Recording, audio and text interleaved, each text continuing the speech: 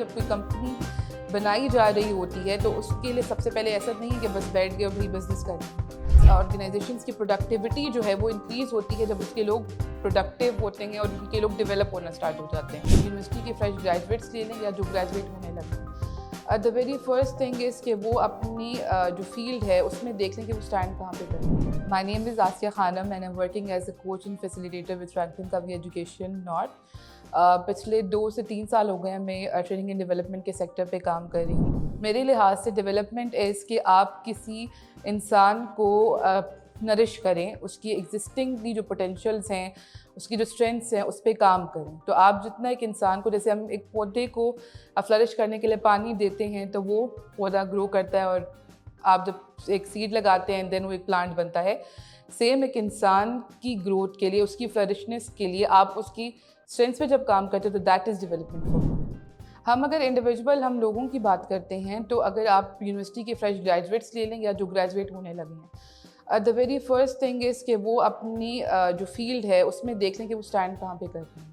For example एक business की बात कर लें, एक स्टूडेंट है, बिज़नेस स्टूडेंट है, उसने डिग्री तो ले ली, उसने अपनी एजुकेशन तो ले ली, लेकिन being a business student he or she is not capable to give a good presentation when he or she will be going into the market, या इवन आप इंटरव्यू में जब जा रहे हैं तो आप नहीं करें। तो उसका मेन क्रक ये है कि आपने अपनी स्किल सेट पे काम करना है, ठीक है।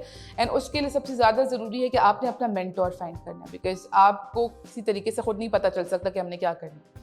सो लाइफ में आपका हमेशा एक मेंटोर हो। It can be from your family, it can be from that particular field, और ज़रूरी नहीं है कि आपका शायद 1-to-1 इंटरेक्शन हो।